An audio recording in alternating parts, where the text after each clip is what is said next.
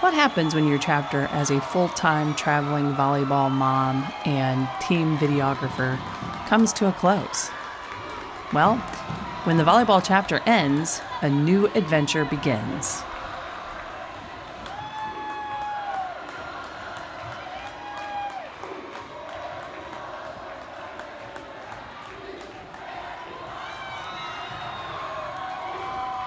If you just recently received a notification of a new upload to a channel you subscribe to that you don't even remember subscribing to, you've been here before, watching some high school volleyball.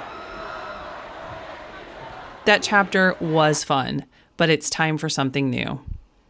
I hope that you'll join me as I repurpose this channel to share my travels, camper van life, boating adventures, and all things outdoors.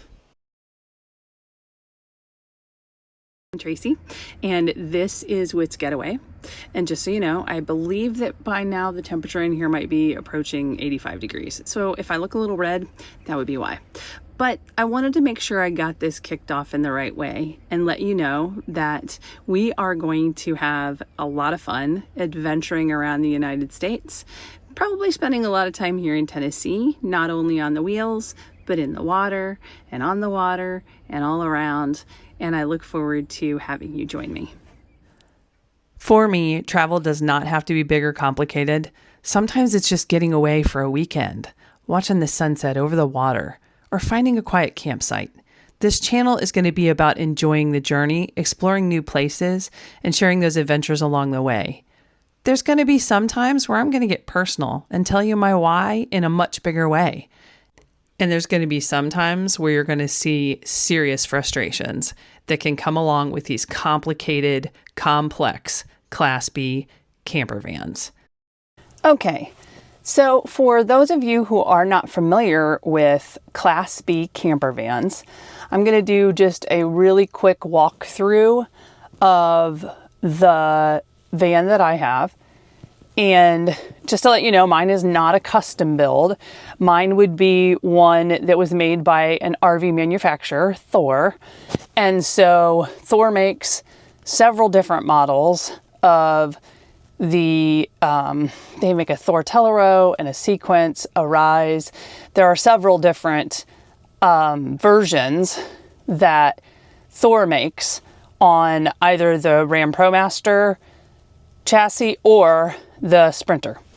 So my version is on the Ram ProMaster. Just to get started, let's take a look at what we've got. So from the front, of course, it's a standard front of a van.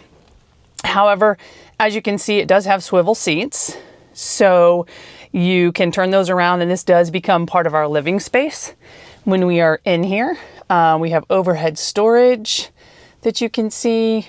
We keep a lot of goodies up in there. And then up above, this is a skylight. And I apologize, I probably should have taken this out before I started filming. But this skylight opens up. It has shades and the screens. And as you can see, I have my Starlink up there. That's where I keep my Starlink while we travel to enable us to have internet at all times. So yeah, that's kind of just the cab portion now. Let's, we can kind of go back and look into the living space. So as you actually enter, you have this entryway section here, and we enter into a small sitting area. One of the very first things I did when I got this van was rip out the table that it came with.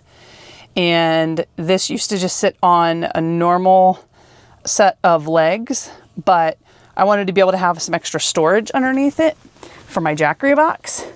So I chose to take the legs off of the table and put a different support leg on so that there was more open space underneath, both for legs and for, like I said, my Jackery box.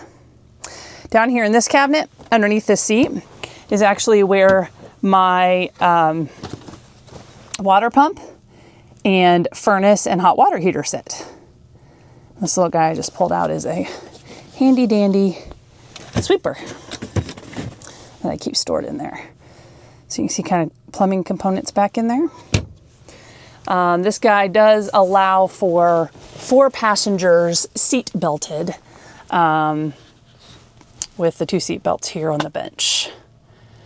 Up here we've got our TV, and I've replaced the TV that came in this with the Roku smart TV. And then my adventure map. Along this wall, you can see our power bank, if you will. Everything that we need to be able to check and see how our batteries are doing. This rig has 800 amp hours of lithium battery power, which is pretty significant. It's a pretty good size lithium set. It will run our air conditioner overnight for a good 8 to 10 hours in some pretty hot temperatures. That will typically get us about to the point where we're getting close to critical and it's time for us to get powered up, but it does allow us that amount of time to be able to, get a good night's sleep with our air conditioner running. One of the things that I am looking to do next is add more solar to the roof. We only have 190 watts of solar right now, and I'd like to get a lot more of that to help keep these batteries topped off without having to plug into shore power. I can see right now my house batteries are at 77%. And on this screen, it shows that the Combi Master inverter is off. And what that means is that any of the outlets in the van right now are not powered. With that on, those would be. So basically that means only the 12 volt items in the van are currently being powered. That's going to include the refrigerator. The refrigerator always stays powered. As long as this switch is on, 12 volt is on, and the refrigerator has power. Also would include the power for the furnace blower, that kind of thing. The water pump, if it was turned on, would be included. And several of the USB ports throughout the van would be included in that 12 volt power. This up here, we have, this is for hot water heater and furnace. This screen gives me all of the control for air conditioning, climate. All of the lights are controlled here. I can keep track of my propane levels, my battery level here as well. And we do have an awning that is a power awning. This gives me the option to be able to extend that awning. All of those controls, all those features are here. Then here on the left, we have the galley. So we can see, small sink, 3 nice sized drawers. I do have my ice maker connected to the countertop with magnets. So this can be moved, but we use it every single time we take the camper out. So I just leave it up here. And I used to leave it sitting here on the stove and I would forget about it and it would go flying. So fortunately now I have it attached by magnets, which work out really good. If I want to use this space, I can move it somewhere else. But when I'm moving around in the vehicle, I don't have to worry about it flying around because it's attached. Again, down below, we have our refrigerator freezer combo. Up here, we do have a microwave. It's just your standard microwave. Then over here, we do have a propane 2-burner stove. Paper towels and things like that, just to try to keep the noise to a minimum while we're driving. Then behind the galley, we have a couple of cupboards. Good space for, basically I keep all of our food, cleaners, things like that in here. I've kind of got drawers and things in here. You can see I kind of keep all the storagey stuff in here. And then next to that is the wet bath. So in the wet bath, let me go ahead and turn on the light so we can see a little bit better. So in the wet bath, you will see what that basically means is that your toilet is integrated in with the bathroom itself. And so the entire area is meant to be able to handle getting wet. There is a sink back there. I don't like it, so I don't use it. We basically use that area to store extra toilet paper. So that's basically what that is. It does act as a sink. We don't use it as a sink. And then of course, shower. This particular unit does not have a black tank, so it has a cassette.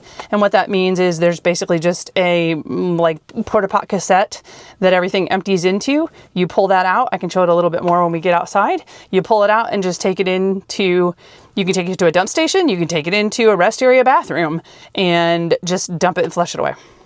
All right, so now looking back in the back, this is our bed area, sleeping area, and when we purchased it, it did have the option of being a king size, more or less what they would consider an RV king. We, in this setup, could sleep either east-west, north, or north-south, because this bed is plenty big enough, and I'm 6 foot, Scott's 6'2", and we could sleep either direction. However, we didn't want to have to crawl over top of each other, and so we always slept, front to back in the van. Then we kind of decided to try having the beds separate, and we actually found that we liked it a lot better, because then this entire hallway is open. We can use it for storage if we need to bring more things with us, coolers, grills, anything like that can be stored in this area. So it's completely open, allows us to be able to get in and out of bed without disturbing each other. And as you can see, Scott prefers to sleep with his head down there. I prefer to sleep with mine up here. So it just gives us versatility. Now, what that meant we needed to do was we did have to revamp this side because it was way too narrow. I sleep on mine just the way it's designed. It's plenty wide enough. On this side, though, it was pretty narrow. So what we did was we kind of got the pattern that we needed. We went to, I think, Home Depot and picked out a piece of wood, asked them to cut it into about the size we needed, then brought it home, and then Scott finished, getting it into the, created it so that it's in the grooves. This bed does lift up. There's a little bit of storage underneath it. And so we just attached it to that platform so it can still be lifted up, and we can get underneath it to store some things.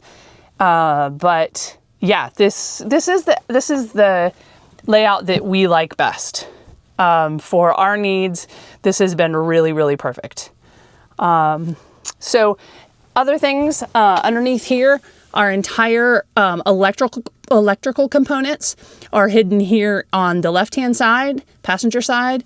These doors here, as you can see, they've got vents down there at the bottom to help with the inverter not getting overheated.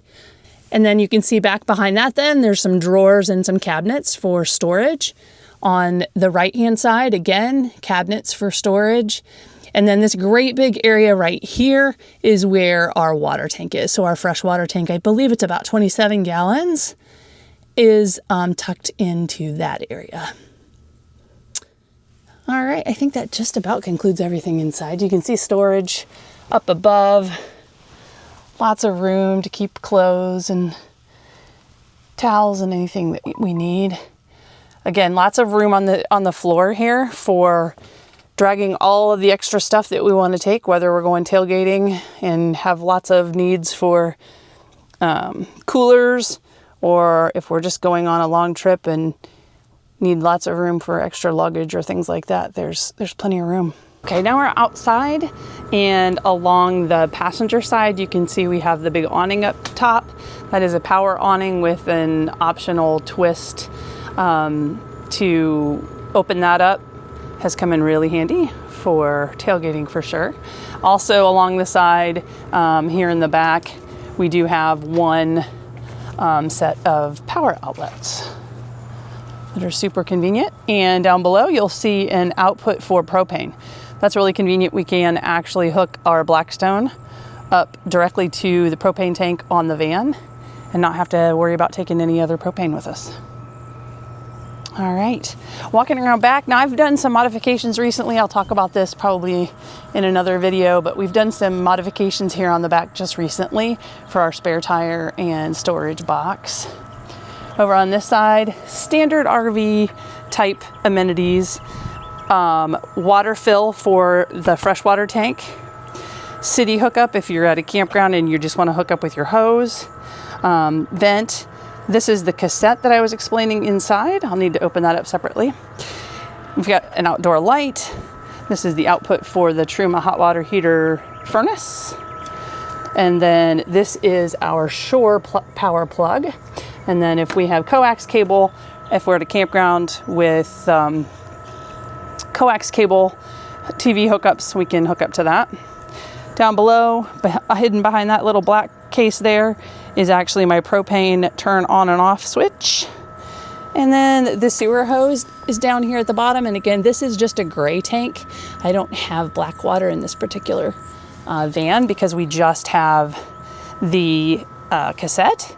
And so that hose would just be for sink and shower runoff. The cassette looks like this. So as you use the toilet, everything goes into this, and then easy to pull out and dump. Up on top of this unit, we do have a Coleman Mach Q air conditioner, and we do have a sky bunk. You'll see that open in some of the other pictures that I'll share. Lots of commentary from the birds this morning.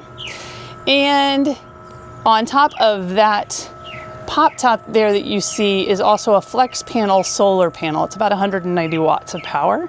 Hoping to upgrade that next. That's my next big upgrade that I want to do. And again, as we talked about, this is sitting all on a Ram 3500 ProMaster chassis. So what type of things will we do in WhitsGetaway? We're going to talk about the good, the bad, and the ugly. The places I spent money where I shouldn't have. The places I spent money where I would do it 100 times again. Mistakes made when dealing with lithium batteries, and would I do lithium batteries again? What other just simple things have I learned? We'll go through it all. I don't know. Yeah, I'm new to this, so let's just see how it goes. We'll just start talking and see where it takes us. I hope you'll continue to join me.